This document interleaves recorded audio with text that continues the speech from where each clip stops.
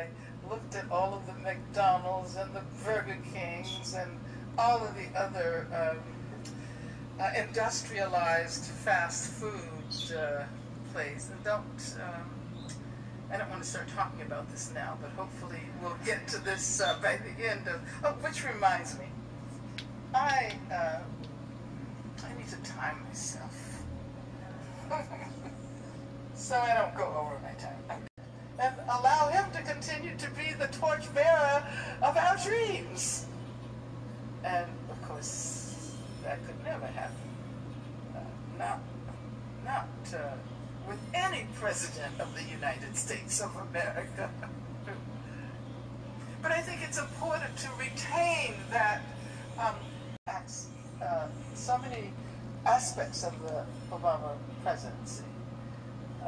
But I think we have to be good feminists and learn how to embrace contradiction. We have to learn how to be critical and at the same time recognize how important it has been to accomplish what we did and to claim that election as an accomplishment of organized masses of people, and especially young people. So I was talking about neoliberal ideas, neoliberal recognizing that social conditions either enhance or diminish possibilities of fulfilling individual aspirations. Not too long ago, I visited the juvenile hall facilities in the community where I live. You know, one of the things we don't realize is that there are jails and prisons and juvenile halls everywhere, here in Canada as well. And we tend to ignore their existence, even though they're often in our own backyards. And I try not to do that. And so I try to go into the juvenile facility as frequently as I can to speak with the, it's a facility for boys and girls, and to speak to the young boys and girls there and allow them to express their own dreams and aspirations. So not long ago, I was there, and I was speaking to a group of young boys in the maximum security section. Maximum security section in juvenile hall to be called reformatories, you know, for young people.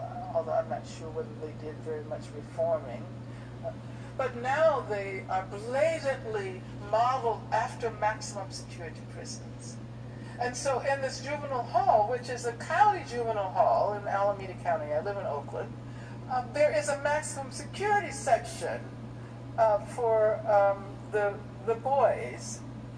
And so I was talking to a group of the young men in the maximum security section, and I asked, how many of you are interested in going to college?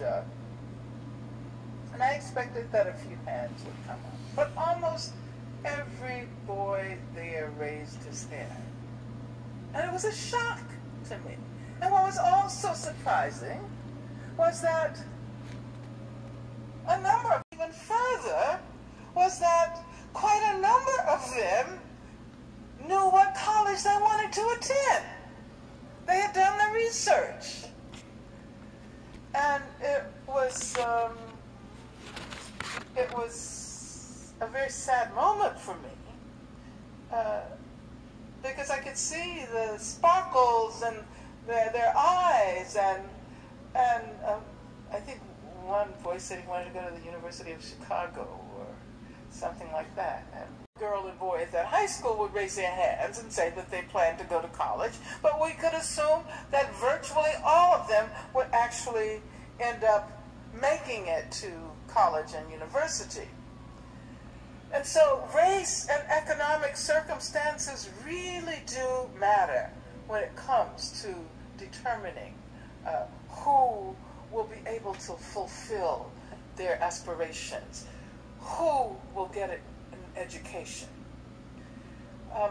The neoliberalism, neoliberal individualism, it's got really intense over the last couple of decades. Luther King, who gave the presidential address to this organization, Southern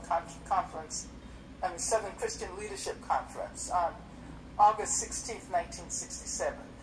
And so the question he asked, where do we go from here? And this was his answer. We must honestly face the fact that the movement must address itself to the question of restructuring the whole of American society. There are 40 million poor people here. And one day we must ask the question, why are there 40 million poor people in America? And when you begin to ask that question, you are raising a question about the economic system, about a broader distribution of wealth.